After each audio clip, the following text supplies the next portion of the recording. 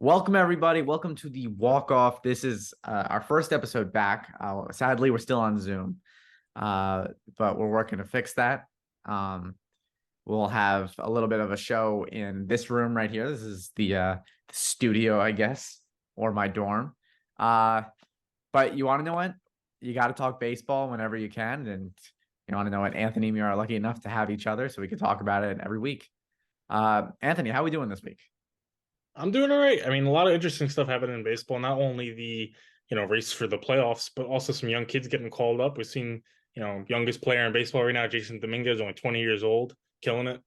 Mauricio coming up. We'll talk about more in depth with that. But a lot of exciting stuff going on as always with baseball. Yeah, absolutely. I mean, it's getting into playoff season. It's also, as you said, you get to call up young guys. Uh, both sides of New York have been doing that, calling up some big prospects and hoping for the best. And you want to know what? You'll love to see it. Um, I want to start off with Ronald Acuna. I mean, how can you not talk about him in an electric series against the Dodgers, which you kind of could have expected going into it.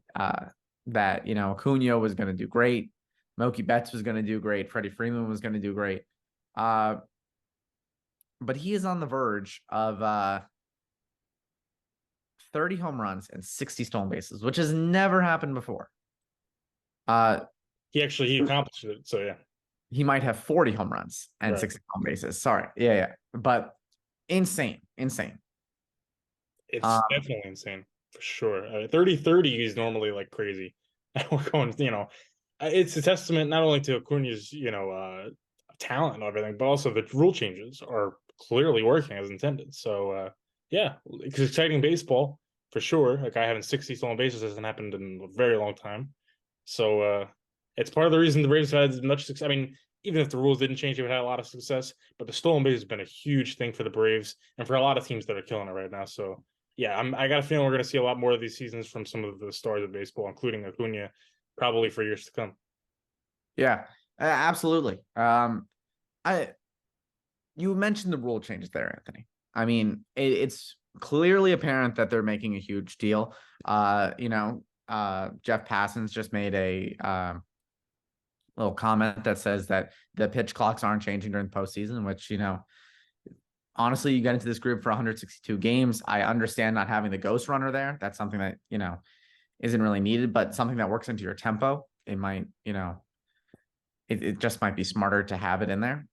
But I have to ask the question, and I've been asking myself this question all week.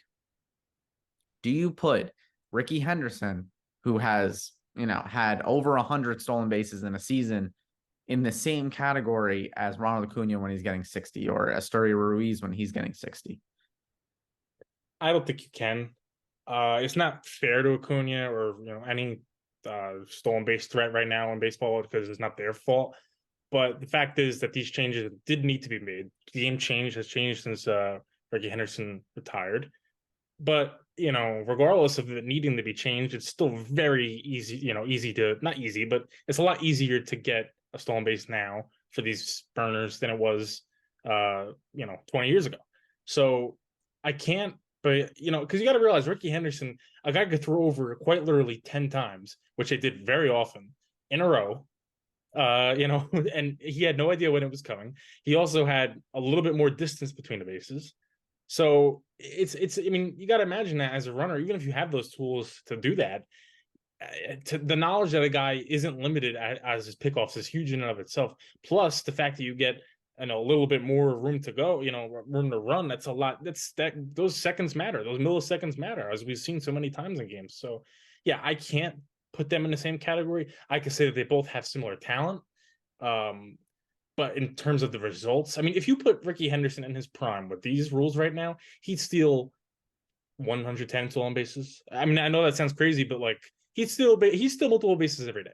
I like literally, he would never be stopped because you're closer and you only have three throwovers. The pitcher would use the three throwovers every time, and they probably end up balking or whatever the stat is when that happens. So it's crazy, but I just can't put it in the same category.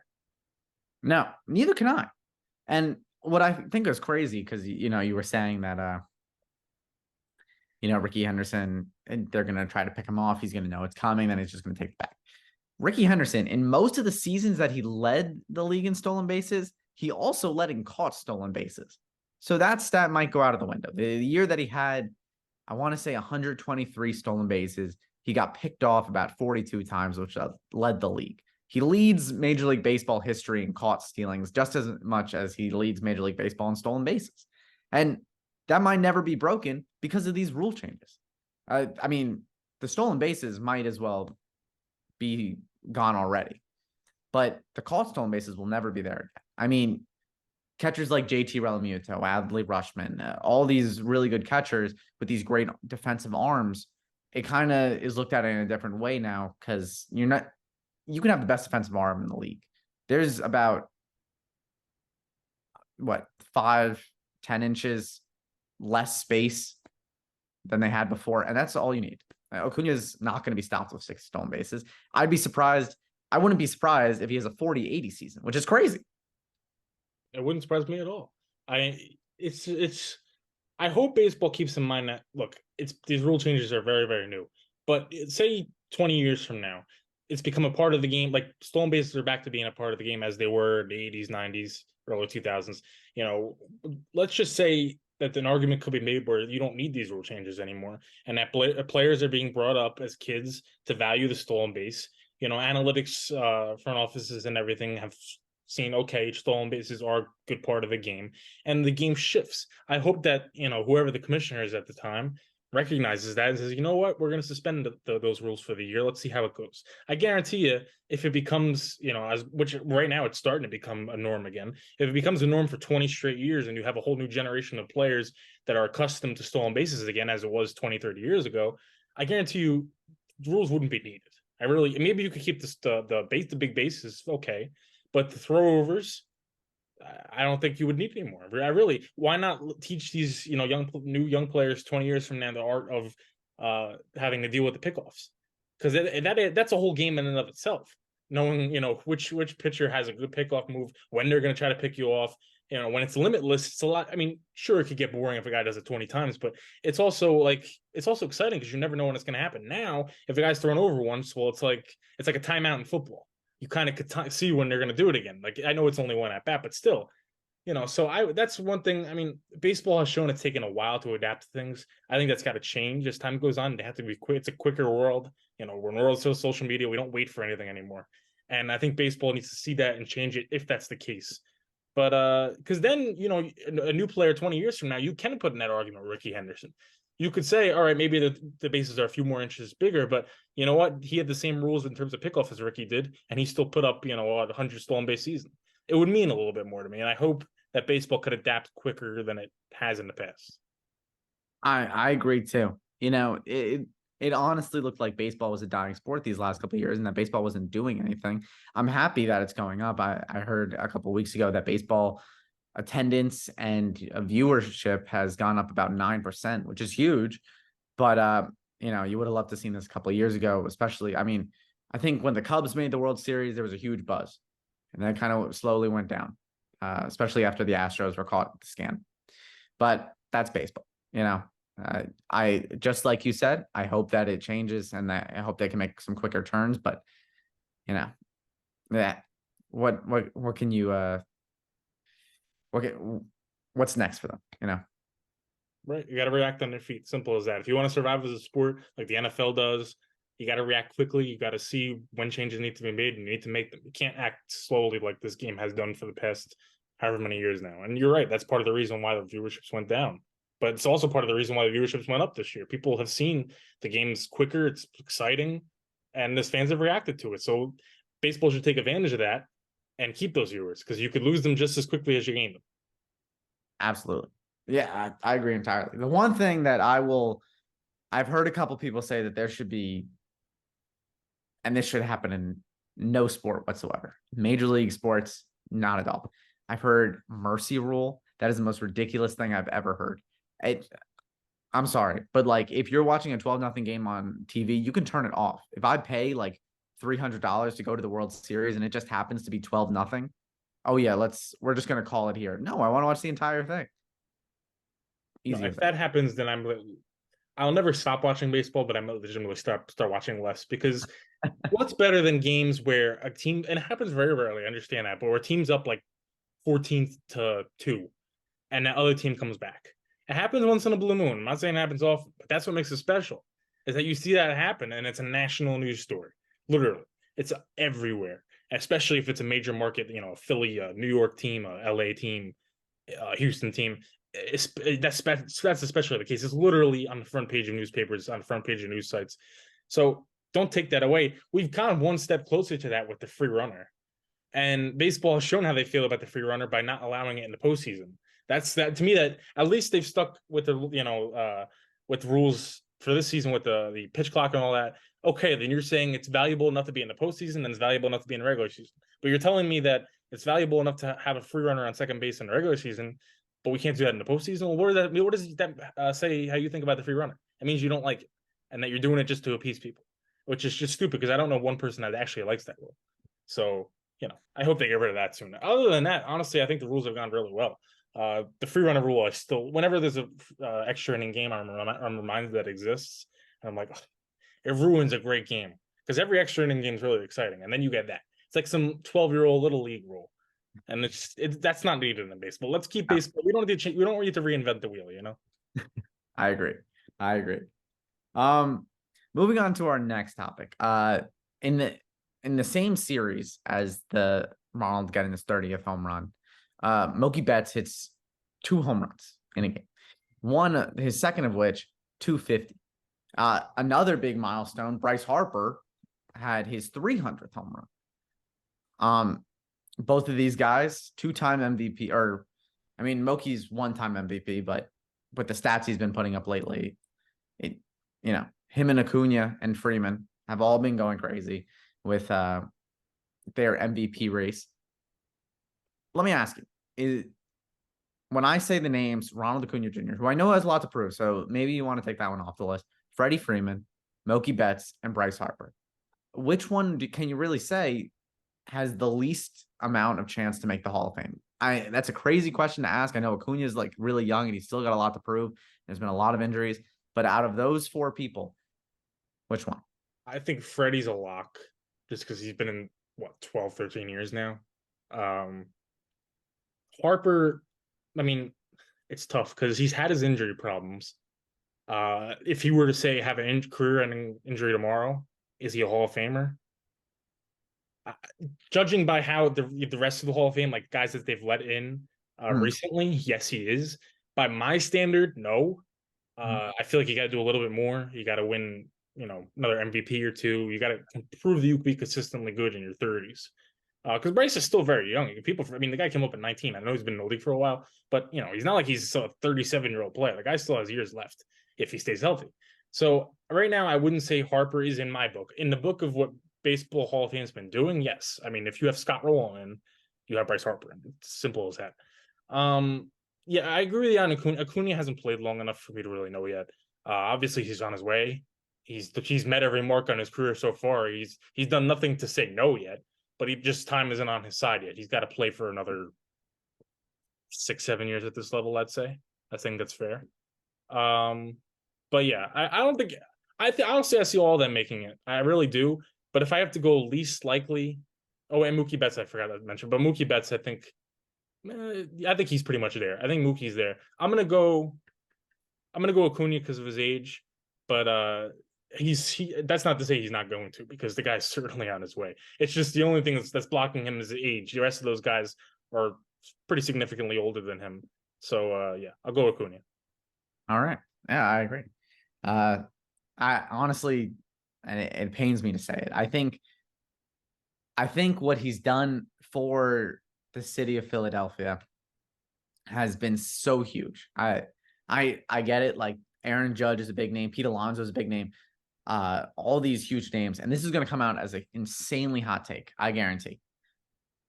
I think Bryce Harper, I'm not saying he's the MVP. All right. I'm not saying that. But for the most influential player in baseball right now, that's, really influenced how the team has gone, I would have to say Bryce Harper. No player has, been brought over, has had such, fuego to his team. You know, he just comes out with the Fanatic bat and he's wearing the Fanatic shoes and everything, and brought such a good crowd of people around him. I mean, Nick Castellanos, all these guys, and then they make it to the World Series. I just haven't seen that yet. I can't say that about Judge. I can't say that about Alonso. I can't even say that about, you know, Freddie Freeman and Mookie Betts, because they had a team built to, you know, they were part of the building, but they weren't built around.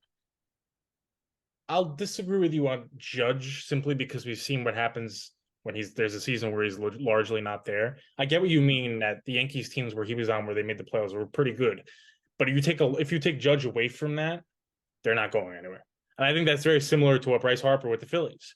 If you take Bryce Harper away from the Phillies aren't a playoff team, period, stop. Huh.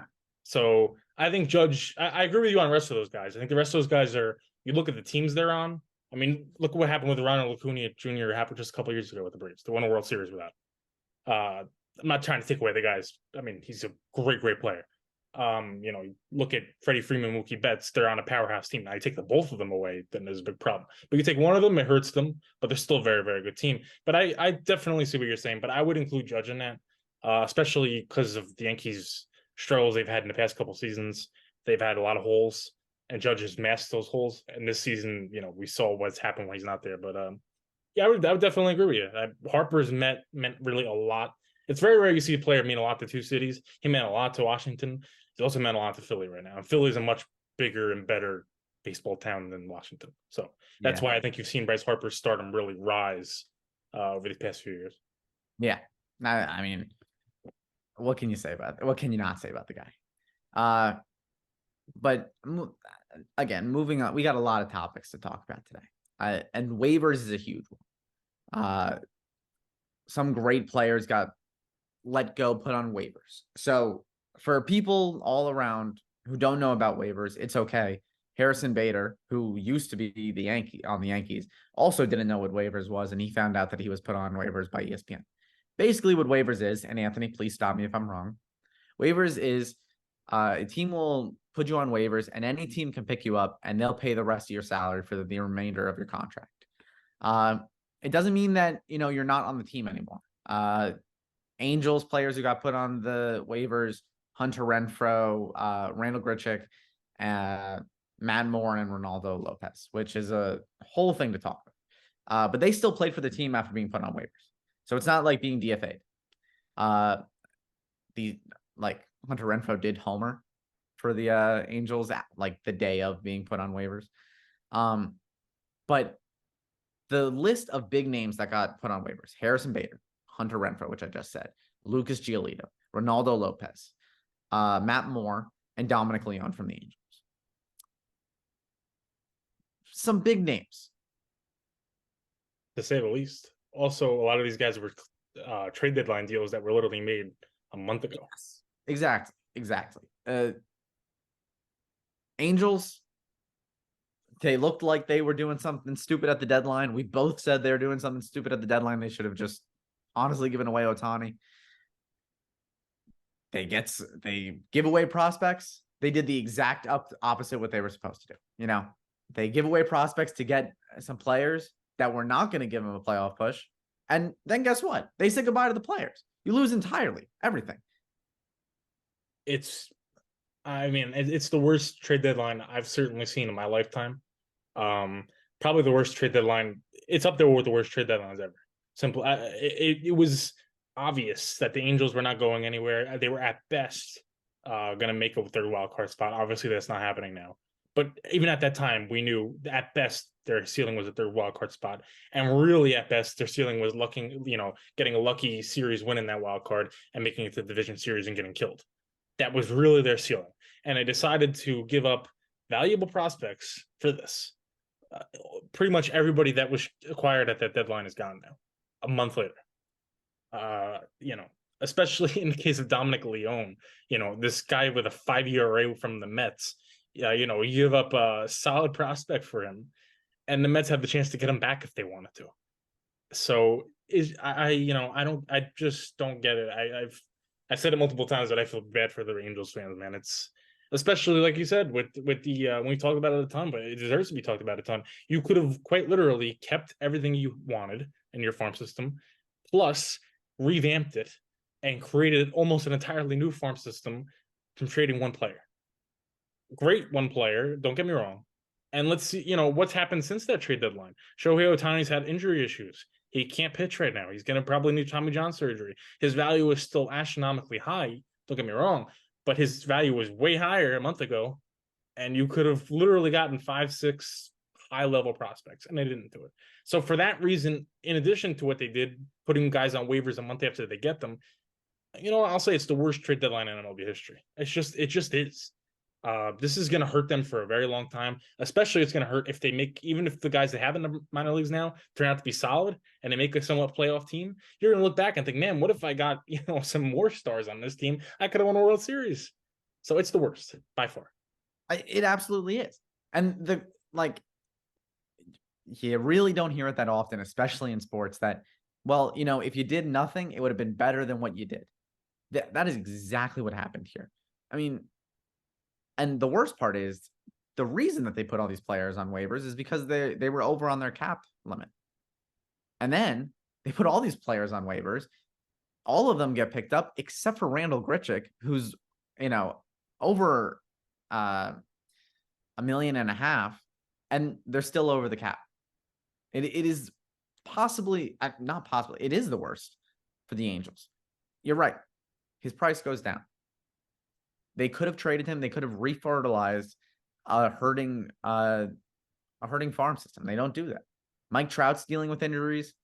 Shohei, I agree. He's probably going to need Tommy John surgery. These UCL injuries always turns out to something bigger. It's as simple as that. It's so stupid. It's ridiculous. Ridiculous is what this is. Yeah, this is what I don't get. When you have and I'm sure there was people in that front office that are smart and were saying the exact same type of stuff we're saying in meetings. But the fact that this got past so many people, and it was allowed to happen. I don't know. I think Art Moreno is really a big voice in that room. I think it really comes down to what he wants, and he's never been one to kind of admit defeat and want to rebuild. And that's part of the reason why he's been where he's at as an Angels owner, where they've hardly ever made the playoffs. You got to, at a certain point, you got to say, look, the season hasn't worked. We got to redo it, and we got to start from scratch. And they've never wanted to do that. They, giving Anthony Rendon one of the biggest contracts in baseball at the time, at the tail end of his career, now he can hardly even step on the field. Holding on to Ohtani, holding on to Trout, and Trout's having injury issues. They've had multiple, opportunities to redo what they, redo their team. They've had the talent to, for sure, and they're not doing it. So I don't know. I truly think it's one of those kind of Wilpon situations where until Moreno isn't the owner, they're not going to go anywhere. No, I really don't. And it was almost comical for me to see the Angels do this entire thing. And we can rewatch our show and just be like, well, we knew this was going to happen. And Matt Moore was one of their best relievers. So, they basically threw away the entire team. There's nothing left. There's virtually nothing left. And they're going to be in rebuilding for probably a year or two more because of this. Because they're not getting Ohtani back.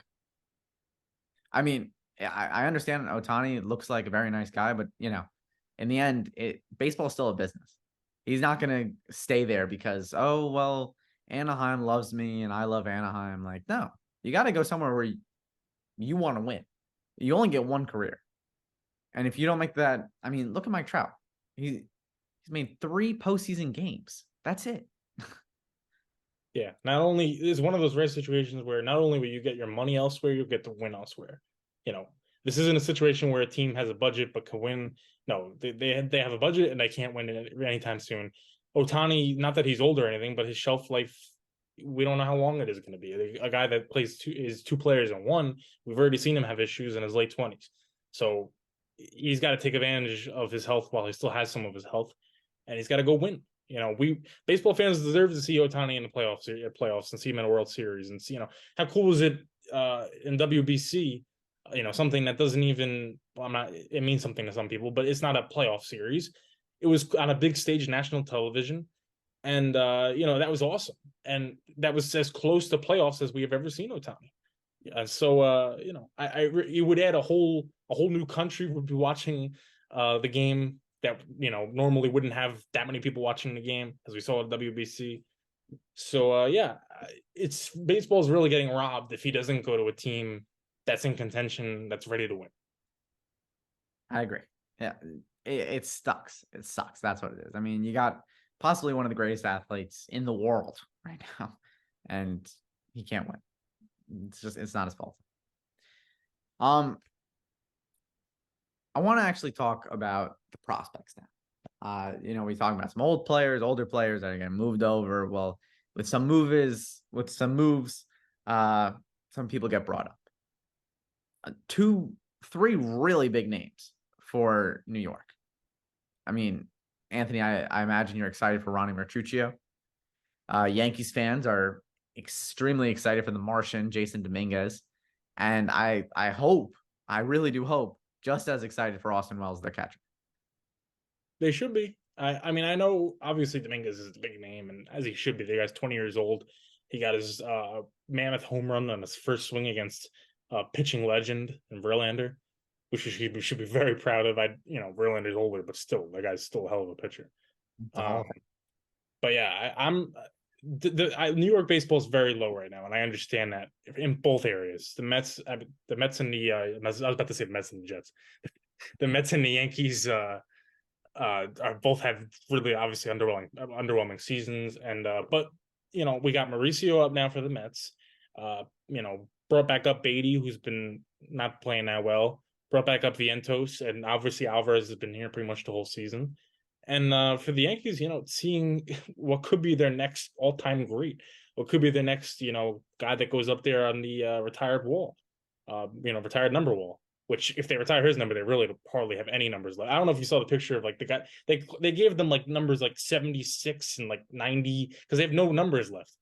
But anyway, it's something to watch for New York baseball fans, because it's been a rough like month two for Mets fans. It's just been no contention, no fire to the games. I mean, the Yankees games on ESPN tonight, there was nobody really talking about it. It's just normally this is a pennant race time, and it's just so dead right now, and it really stinks. But this adds a little bit of life for both teams, which is always good to see, and also just a view into the future. Yeah, and I'm a big Philadelphia fan, but any sport, mostly, I think any sport, but extremely, extremely emphasized on baseball. When New York's hurting in baseball, all of baseball is hurting just a little bit more. The Mets and the Yankees have both been such huge teams for years now. Obviously, a little bit more of the Yankees, but you get the gist. I want to hear your thoughts on Ronnie Mercutio, but first, I want to ask you a question. The Yankees just swept. I can see it the game was back there. I could watch it over my corner for a second. So the Yankees just swept the Astros in Houston, a place where they've been dominated before. They're bringing up Dominguez. They're bringing up Wells. They have, I saw today, the Pirates have the youngest roster with about 25 years of age average. This lineup for the Yankees is about 20 years old average, or 22 or 23 years old average. They've been doing pretty well lately. Obviously, sometimes rookies, find a little spark early, but coaches usually can use some metrics against them.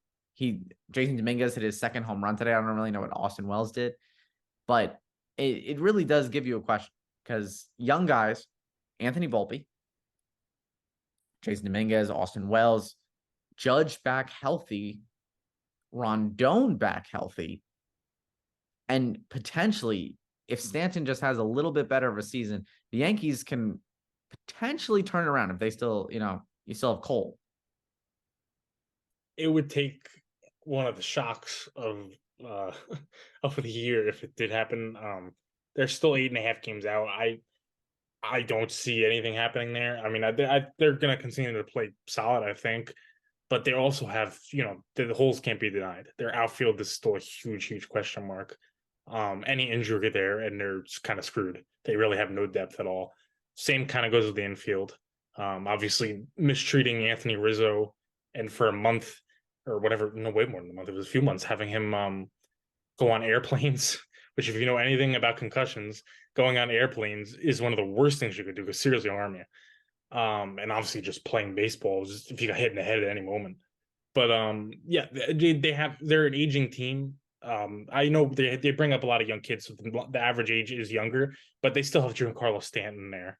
They have holes that they need to fix. I think that maybe they'll go as close to 5 games out, maybe 4, but that they're not going to get any closer than that. I really don't.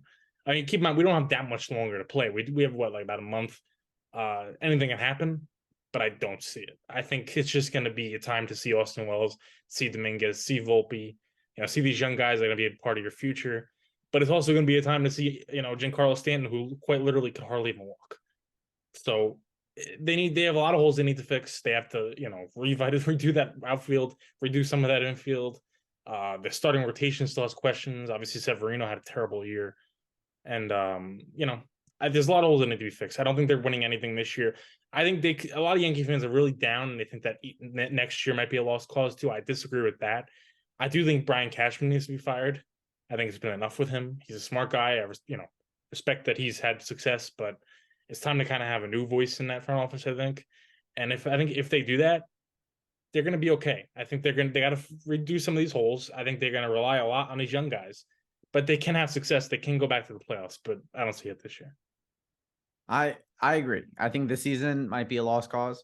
It's nice that, you give some guys some time, but I don't think it's playoff time just yet. I saw this little clip from MLB Network, and I really do agree with it. It's a little bit of a hot take, but the Yankees' biggest mistake that they've made in recent years was signing or trading for Giancarlo Stanton. I agree. I totally agree. The year after, first of all, they haven't had a really good Stanton in years. He's hitting under the Mendoza line right now. That's embarrassing. Stanton also took a lot of money out of them. And then the next year, Machado and Harper were on the market. And they were thinking about getting Harper to play first base. And now he's playing first base for the Phillies every other day. So you miss out on that. It's good they have Cole and everyone, but now you have a questionable Judge out there who can really go down anytime. When he's there, he's great. I mean, I saw a list of players that have hit over 27. This was a while ago, maybe a week ago now. Players that have hit 27 or more home runs in the American League. And there was 5 players at the time. 4 of them had played over 100 games, well over 100 games. Judge had played about 72. So it shows, how good he is when he's on the field. Stanton, on the other hand, I mean, you can see a ball that gets thrown from way left field, and he's walking to the plate and gets gunned down. I mean, I understand everyone makes fun of Vogelback, Danny Burgers on the Mets, but just because Stanton, and no offense to Vogelback, I really do like him, but just because Stanton doesn't have the beer gut doesn't mean that he's fast. It's plain and simple. He's probably the worst decision the Yankees have made in a very long time. I think they were thinking that they were going to get another Reggie Jackson. Not the case whatsoever. Not the case whatsoever. Yeah, everybody, when people talk about kind of Yankees mess ups, especially in the past, 20 years, they bring up Jacoby Ellsbury, and I understand that. I know the former Red Sox thing, and you gave him a big contract, and he hardly even played. I get it. But Giancarlo Stanton was brought in here to be kind of the 1B to Aaron Judge. The thought was this is going to be the next Bash Brothers. They're going to take over the not only New York, but, baseball by storm. And I remember I think it happened 2017 around there, 2018. Yeah, around that So time. I remember being annoyed, man. I thought this was going to be huge. I thought it was going to make the Yankees now again, World Series contenders.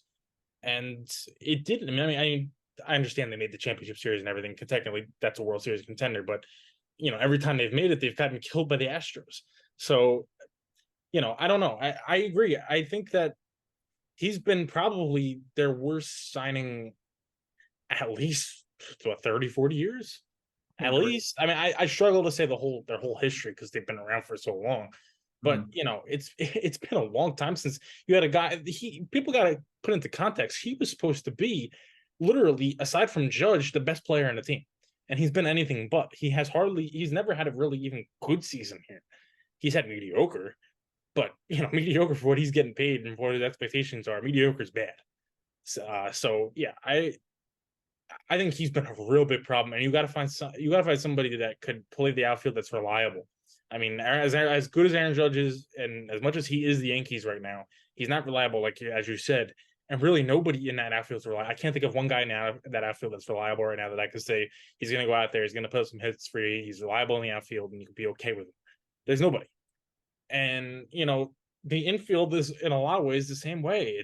It's there's a lot of guys that are playing positions that they shouldn't be playing, and it's kind of just a ragtag group right now. In addition to some young guys that are, like a Volpe, that are learning and adapting, and the Yankee fans are giving a hard time. Like Volpe at the beginning of the season was doing pretty bad. Now he's had a 2020 season. So I think that it's salvageable. Look, the Yankees have to kind of be willing to spend a lot again. Like you mentioned, the signing of Stanton kind of handcuffed them. That never would have happened with George Steinbrenner. But it's the new ownership, and Hal is who he is. But they also have to, be willing to take a hit, the luxury tax, and say, you know what, we're the Yankees. We should be at the top echelon of teams in the league. We should be spending like top teams in the league. And let's be who we are. Let's not disappoint our fans, because right now these fans are annoyed. 2009, 13 years, 14 years is a long drought for them.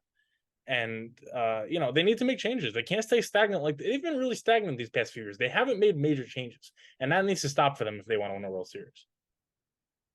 I agree. I mean, it feels like they're in handcuffs right now because they had so many big contracts, and I like the young guys they're bringing up. I really do, but I don't know. You're gonna, one way or another, Stanton's gonna get paid, whether he does good or does bad. There's no promised money. There's no not promised money. It's just how the game works. Judge, he's an amazing player. I mean, anyone who says that they could beat Roger Maris's record, great player. Absolutely. I hope Volpe has a great season. We've seen, Garrett Cole put up potential Cy Young numbers this year. It's been great. But the team altogether really, really hasn't been it. And I'm looking for that little bit of spark. Who knows? Now, Anthony, you're obviously our Mets fan. You're wearing the Mets shirt. You got the Curtis Granderson in the back.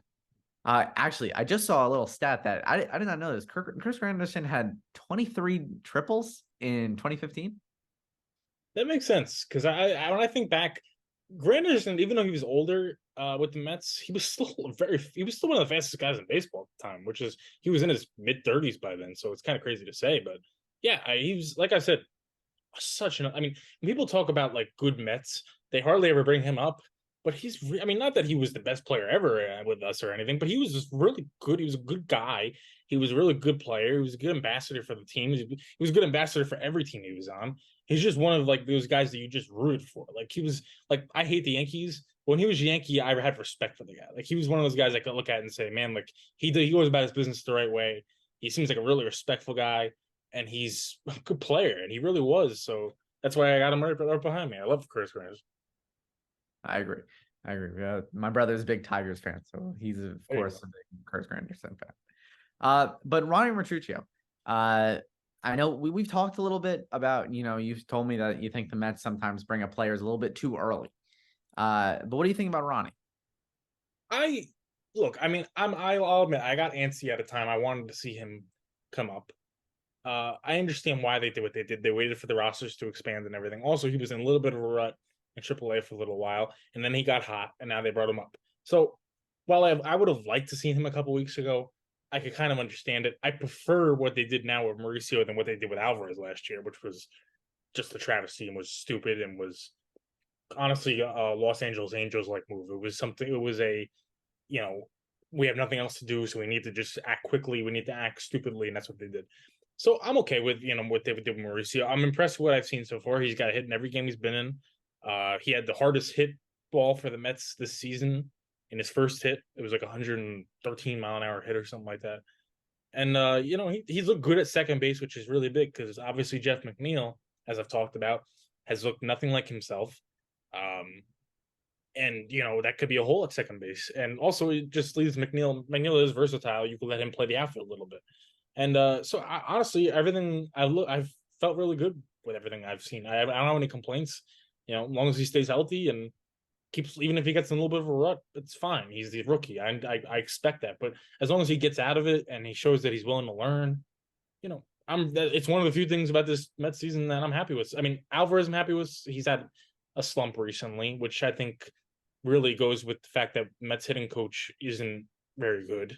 I think if you had a hitting coach that was getting good, he would be helping Alvarez a little bit more out of this. I'm very confident in Alvarez. I think he's going to be a star. So you've had Alvarez been a really solid season. Vientos has showed signs, but has also been a little injury prone.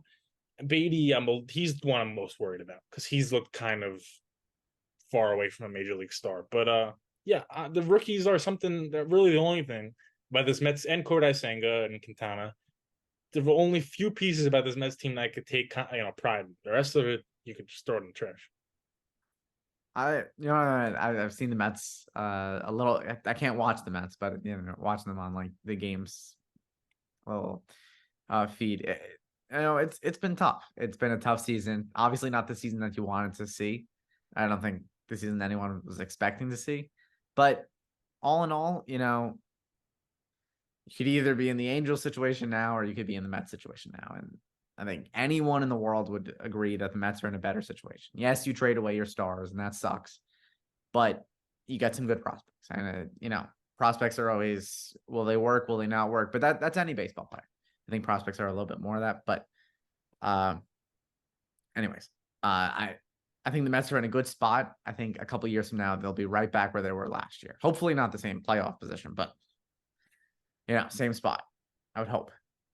They're going about it the right way. I mean, will it work? Will it not work? We don't know. But yeah, I agree. I mean, Met fans are very down, including myself. We have every reason to be. But there also is a ton of talent now in the minor leagues. We have a whole offseason to go.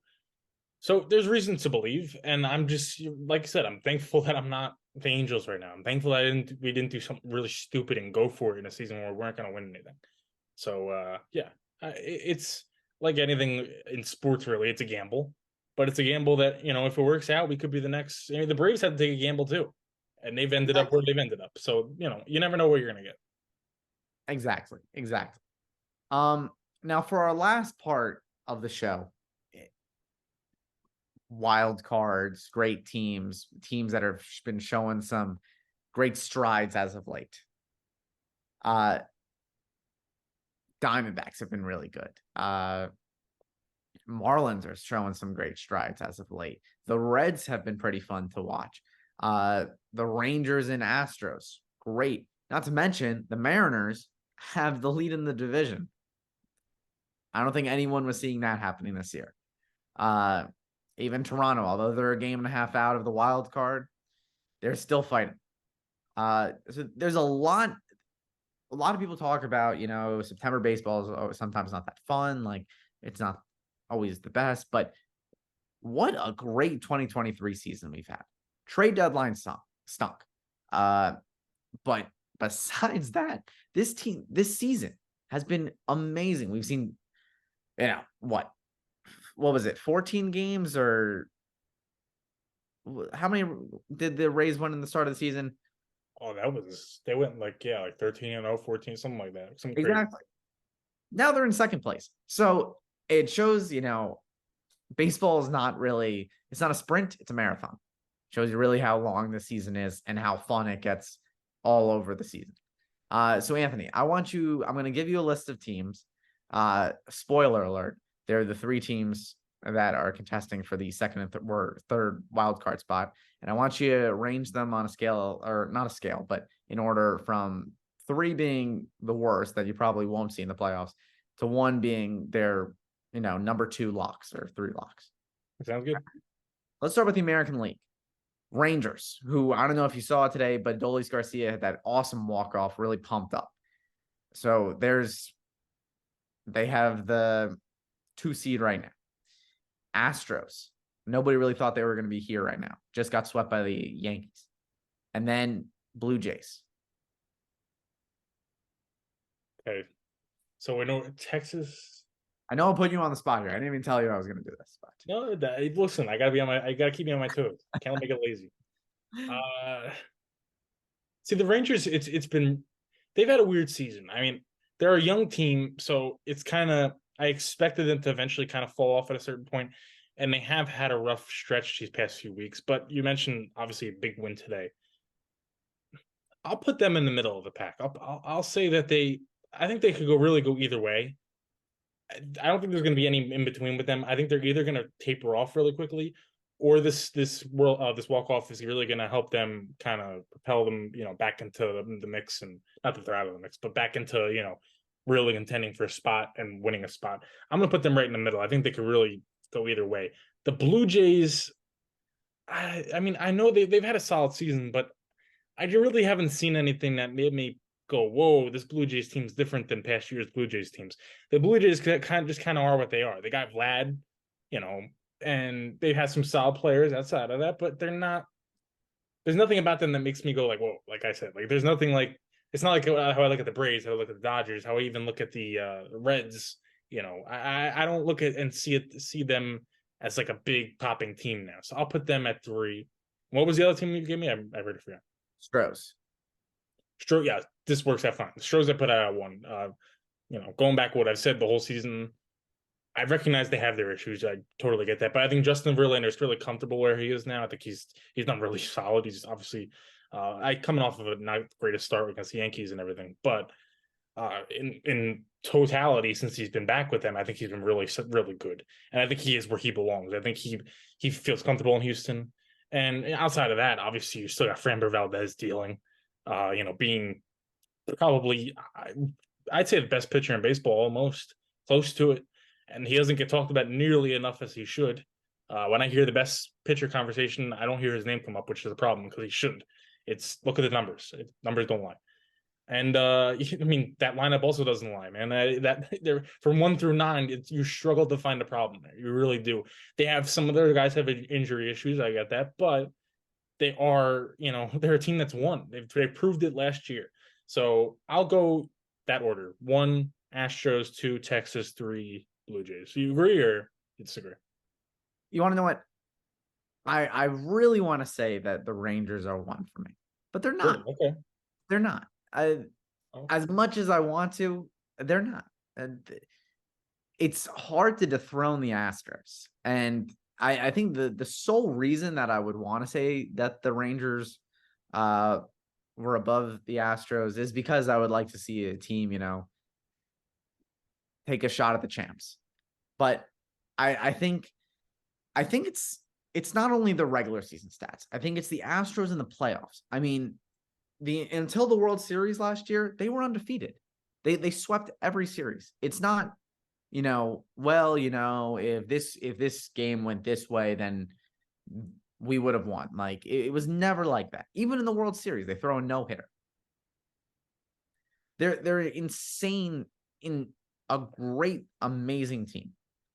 Yordan Alvarez, you said it yourself. 1 through 9, they're scary. 1 through 5 in their rotation, they're scary.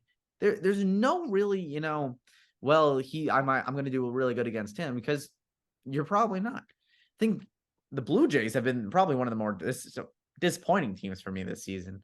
And that's saying something because there's a lot of disappointing teams. And then the Rangers, I really love them, but 4-6 in their last 10. Just like you said, they're coming off of a little bit of a rough streak. I would like to see them do really well. But I think the youth in that team, it's great, but I don't think it can survive the Astros.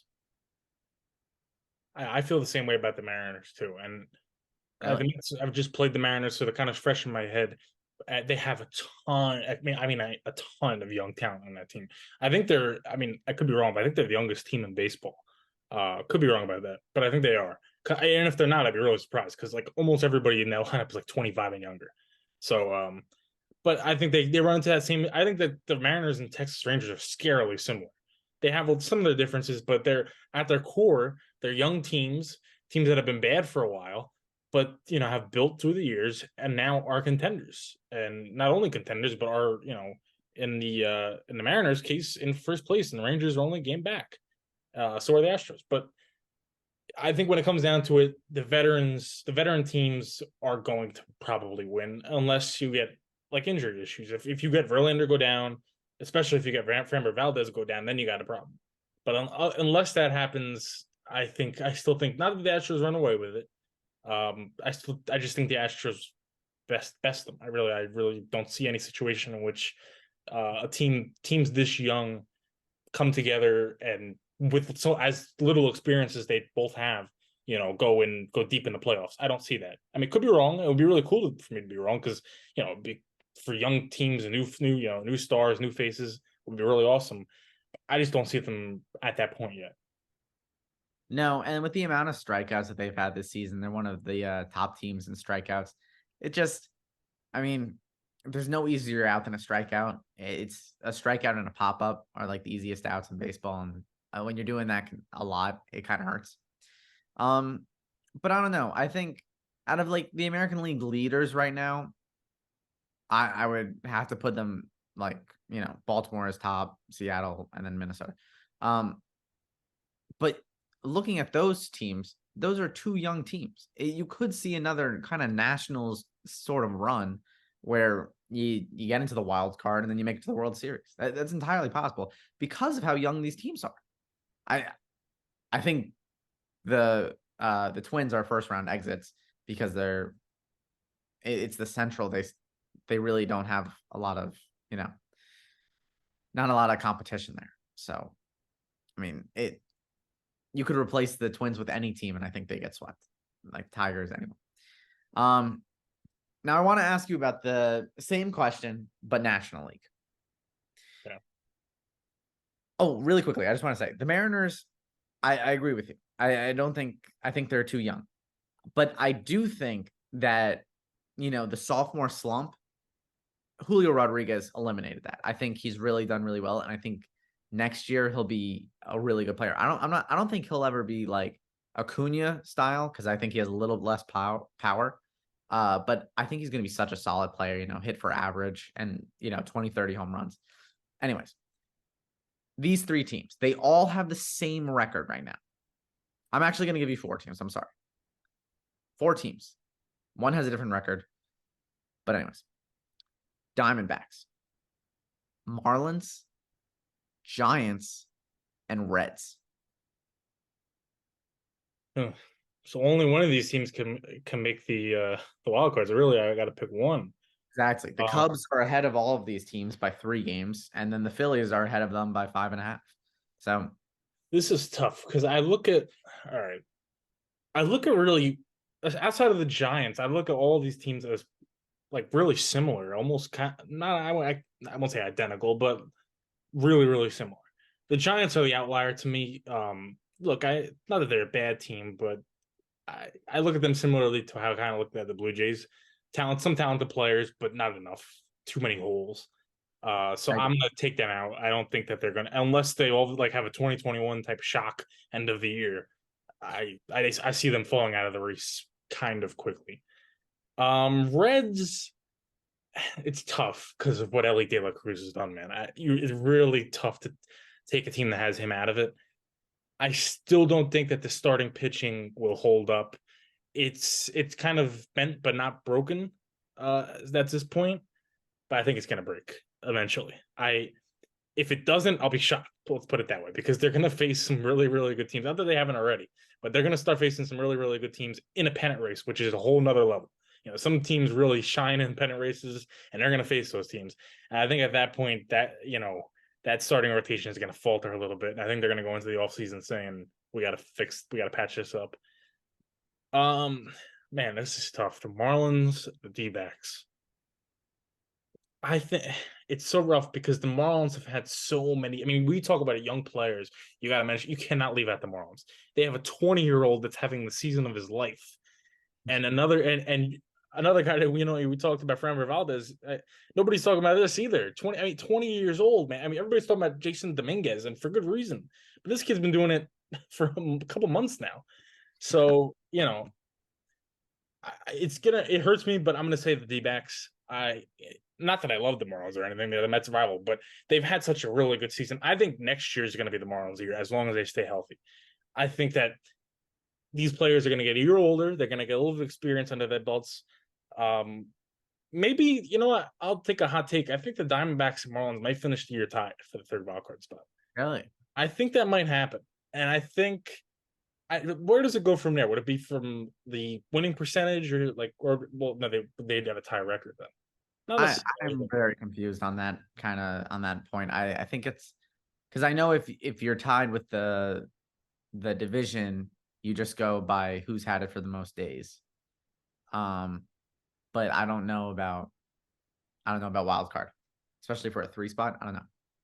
Yeah, but I'll say it might either it'll be tied or one will beat out the other by like half a game. I'll go with the Diamondbacks, but I can't put out the Marlins totally. It's a toss up, to be honest. It might come down to who stays the most healthy, what team has guys that are most hot on. It really might come down to that, because I look at them both they're kind of neck and neck to me, in terms of talent and in terms of just raw guys on that team that are just ready to explode and be great. And some of them have already been great. So I'll go with the Diamondbacks to pick one, but the Marlins are right there. What do you agree, or you falter on some of those things? No, I agree. I think my biggest thing about all the 4 teams that I named all have a negative run differential. The Padres have a positive run differential, and they're 5.5 out of the wild card, but I mean, I don't give them any chance to make it back. I think this season has been really disappointing for them. But what are you going to do? I think the teams in here are so young. The outlier for me is, just like you said, excuse me, the Giants. I really don't think. I think they've had a really good season. I think they've had an underratedly low season or good season, but I don't think it's enough. I also think this is what I think is really interesting. All these teams are only 3 games over 500. So there's not a lot of leeway for any of these teams. I mean, you have like a 4-game losing streak and you're under 500 all of a sudden. Any other team has a 4-game losing streak and nothing really changes for them. But yeah, I don't know.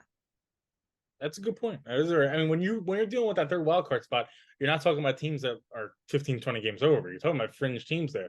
So a week, not less than a week, could change the whole season for them practically. So it's a solid point. I don't think it's gonna go too much. I don't think it's gonna end with like a 5-game lead by the third team. I think it's gonna end with at most a game or 2. At most, I think it's gonna be very tight. There's gonna be a couple teams that fall out, but between the third team and the runner up, I think it's going to be a really good race, man. I think it's going to be one of the most exciting ends the season we've seen in a while. And I think that's what I mean. Look, the third wildcard spot, it's debatable whether it should be there or not, but it does add that extra element of kind of fun to it. It adds teams like the Marlins, who, while on paper they haven't had 110 win season or nothing, but they have earned it. I mean, 3 games over 500, I get isn't anything spectacular, but they've come from such a low place to this, and for that reason, I will say that they earned it. I like that reasoning, and you can't not agree with that reason. I mean, a couple of years ago they had an MVP, and they lost the MVP a year later, and who knew that? It's been a little bit for them, but who knew that they would be back in this position so soon? Because I didn't. I think Luis Arraez was probably one of the biggest steals. Probably one of the best trades for one specific team that I've ever seen. They really just stole him away, and he's helped them entirely. But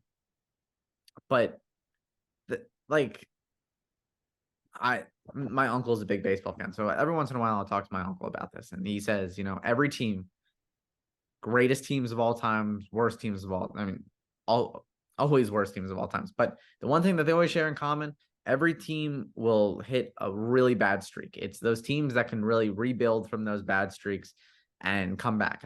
I know as a Phillies fan, just besides last year, every September, like the team would just fall apart. I don't know what would happen, but it just collapsed. All of these teams, we've all seen them just fall apart for a little bit, and then they come back. I mean, I'll be honest, I haven't really been looking into the Giants as much as, the Diamondbacks, Marlins, and Reds. But I know that the Diamondbacks, Marlins, and Reds have, fallen apart at one point, and now they've come back from the depths in one season. Yeah, it's very true, right? And the thing that you said was your uncle that said that about the was it your Yeah, uncle you said? Okay, yeah, yes. Your uncle is totally right because every team has that. I mean, unless you're, kind of the Braves right now, or like a team like that where you're just a super team. Unless you're that caliber team where you're gonna win well over 100 games, you're gonna face a month probably, maybe even more, where it's gonna be rough winning games, and where you got to kind of keep near that 500 mark and keep, try not to get into slumps. You got to keep your head above water essentially. And I know for the Mets, for a lot of years, it's been the June. June's been a really rough month for the Mets. Frank the Tank calls it the June swoon for a good reason, because the Mets have swooned in June for many years now. And that's true with every team. I mean, we mentioned Texas Rangers. They obviously had the walk-off win today and everything, but they've had rough last, 10 games to 2 weeks. It's been rough. And, that comes with young teams. That just comes with teams in general, too. So it's it's frustrating when you're a fan and that happens, but it's part of why we love the sport so much, is that it's not like football where, you only have a finite amount of games. You have 162. It's it's a real journey, and there's no pretenders in baseball. If you're that good, you're that good. That's the thing about it made the COVID 2020 season. There was Dodgers might have been pretenders. You don't get that in a regular season, man. You're either there or you're not. There's no baseball weeds out the fakes very quickly. yes. It's a very humbling sport. That's for sure.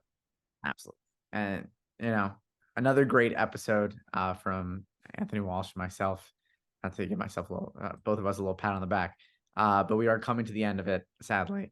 I guarantee another week from now, we will be talking about some crazy baseball stories, because it is that time again. It is September baseball. We don't actually, our next time will either be Sunday or Monday. We'll talk about that. We'll send out something later. But stay tuned. Watch as much baseball as you can. Postseason's almost here. And also, something crazy. The Royals just fell under the A's for the worst team in baseball. They played one more game, so they both have the same amount of wins, but nonetheless. Also, the A's, another reason how embarrassing the Angels are, the A's just swept the Angels. Another huge thing. But anyways, we're coming to the end of our show, and we'll see you next time. Thank you for joining us.